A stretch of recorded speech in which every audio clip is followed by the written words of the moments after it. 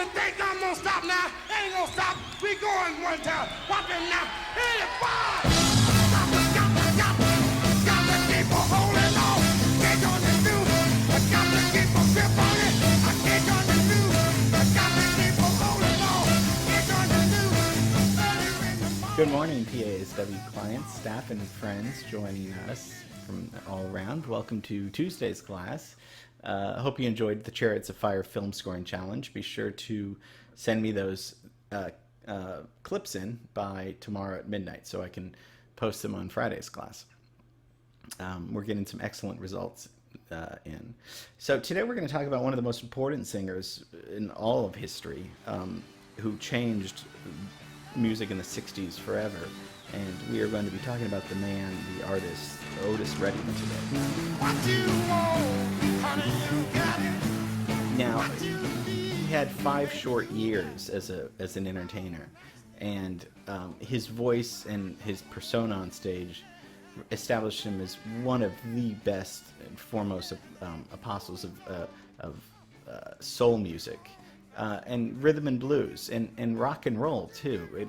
It had different genres. He had different genres of music, and of course he died at 26, so he was young, and that's why I say the amount he accomplished in 5 years is just amazing. We're going to look into that. We're going to look into his life, and this guy was 6'1", so he was tall and he weighed 220 pounds, and athletic and loved football, and he was just on stage. His persona and charisma was just magnetic, and it's just going to be so. We're going to have too much fun today. I think we'll settle down a little bit, but we're really gonna get into it. So let's get into Otis Redding and his life. So born in Georgia, 1941, and he quits school at 15, and he joins Little Richard's band. Now, Little Richard is probably his biggest influence as a singer. Along with Sam Cooke, and we'll do a Sam Cooke class at some point, but very influenced by those two singers. Both of those singers had real raw energy. Around the mid-60s, he begins writing his own songs, so he's not just doing covers, and he was always walking around with this cheap red acoustic guitar and would sometimes write for other people. He wrote the song Respect for Aretha Franklin, and of course he covered that song, just as well, if not even better. And he wrote Can't Turn You Loose. And so I thought he was more of a singer, but he actually was a songwriter and an arranger, in the sense that his music was always so great. Personally, one of the reasons why I always loved it was because of the horn section in the back. He had a great band. And the band was usually Booker T and the MGs or the Soul Clan. Those were his backing. But he would sing the arrangements to the horn players.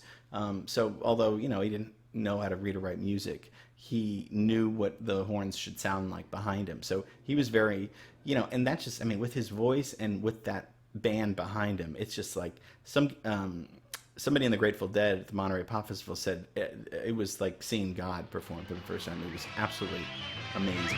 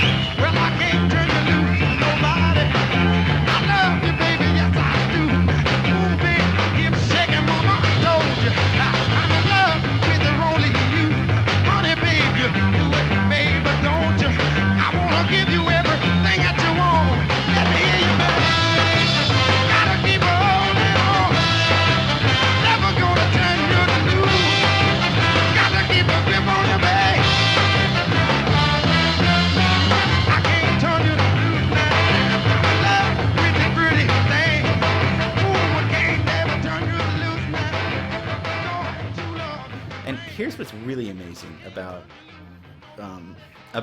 Otis Redding. Before the 50s, prior to the mid 50s, it was taboo. Okay, like literally. I wasn't there obviously, but literally taboo for a black man to perform in this kind of overtly sexual manner singing these songs to a white audience in America. I mean, Elvis barely got away with it, you know. And when I mean, you know, sexual, I mean that with the moves and all that stuff. So for a black man, unbelievable.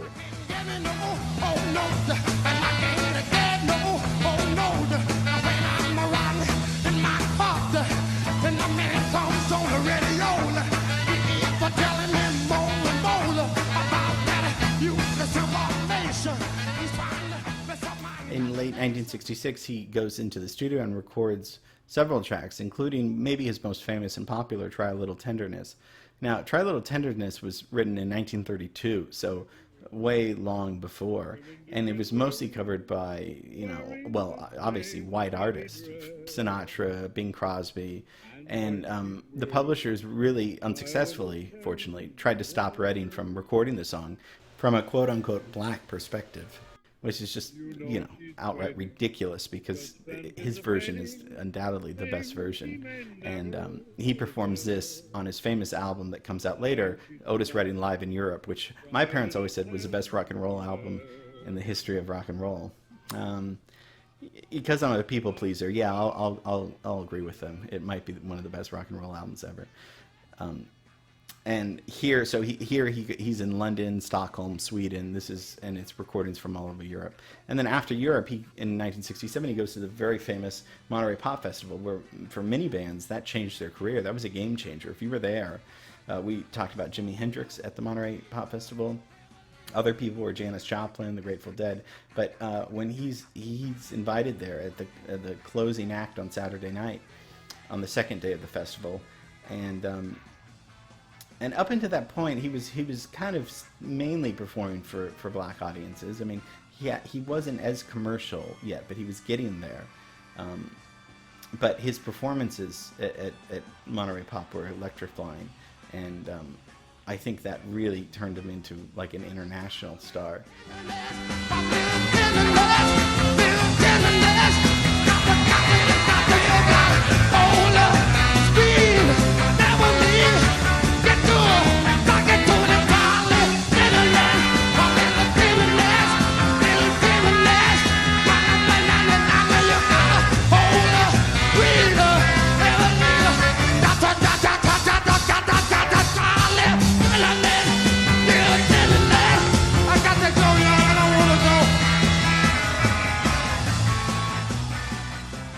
Let's talk about his voice. His voice is just a gruff voice, right? And it's just got the gotcha, you know. I mean, he's got such style, such like cool, such confidence up there as he's on stage. I mean, and his hallmark was just his raw voice and his ability to convey this like emotion that you just feel as the listener. And you know, somebody said like he could have been a preacher if he wanted to be, and he could.